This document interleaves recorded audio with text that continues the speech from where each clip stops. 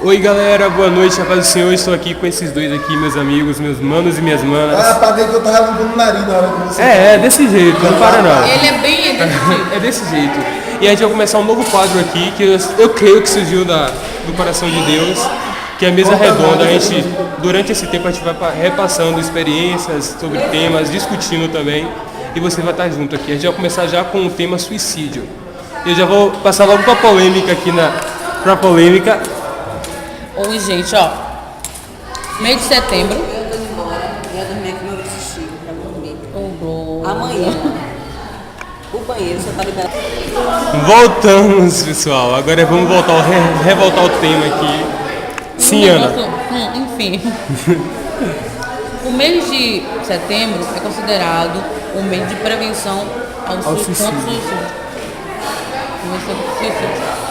E é algo assim que as pessoas ou são mal informadas ou fingem não ver. É exatamente o que eu ia falar. Fingem não ver que alguém é assolado. Porque realmente é difícil perceber que o pensamento de alguém que está ao seu lado é um pensamento de morte. E eu ouvi outro dia veio na escola, na revista da Escola Dominical falando exatamente sobre o suicídio. E alguns pastores que no mês de dezembro do ano passado morreram, ou melhor, cometeram suicídio. 8 pastores cometeram suicídio. E eu ouvi as pessoas falarem que eles cometeram suicídio porque não tinham Deus ou por causa do pecado.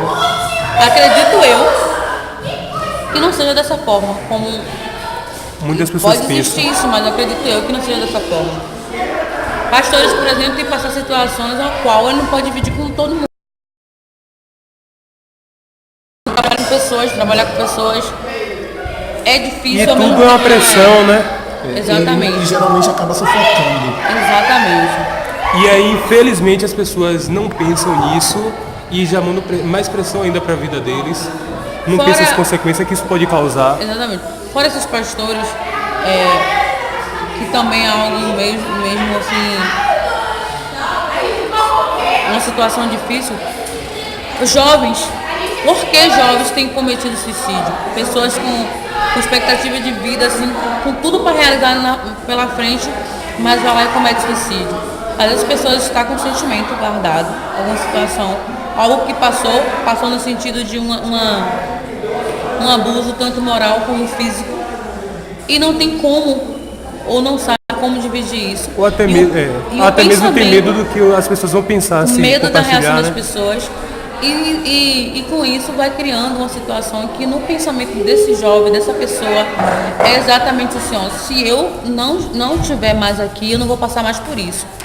E pior do que ser jovem cometendo isso, é jovens crentes cometendo suicídio. Então às vezes é difícil falar sobre isso, mas às vezes não é pecado, não é consequência de pecado, às vezes não é consequência de dizer que não tem Deus.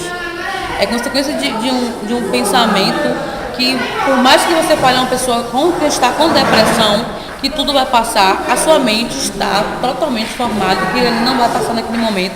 E o único motivo, a única coisa que vai fazer passar, ela não está mais aqui para sentir isso. O sentimento dela é de morte, o sentimento dela é querer ficar fechado em um lugar. E às vezes tem situações realmente que o inimigo começa a investir sobre isso. Mas o problema é, o que você tem feito para as pessoas que têm esse tipo de dificuldade fazer? O que você tem feito para ela não cometer isso? Eu vejo pessoas que cometem suicídio pela apenas uma palavra. Não sei se vocês conhecem uma série que Os 13 Porquês. E a menina cometeu suicídio por várias situações.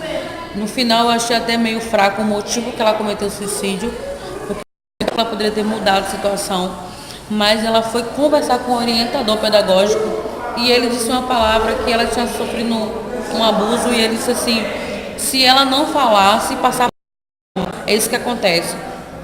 Às vezes o jovem está passando por cima, vai passar, e quando perceber está em um estágio que não tem mais jeito. Mas mesmo assim eu quero te dizer que Jesus é a única saída e você pode sim pedir ajuda. Porque não é que vai tirar seu problema naquele momento de vez, mas vai aos poucos mudando a situação de sua vida. Ou até mesmo o jovem cria dentro de si uma confiança de chegar e contar, mas fica com medo de, o que as pessoas vão falar? Será que as pessoas vão querer tirar um tempo dela para poder me ajudar? Porque que a gente vê isso. Tem gente que sabe da história do outro, mas como posso dizer, com pena no tempo.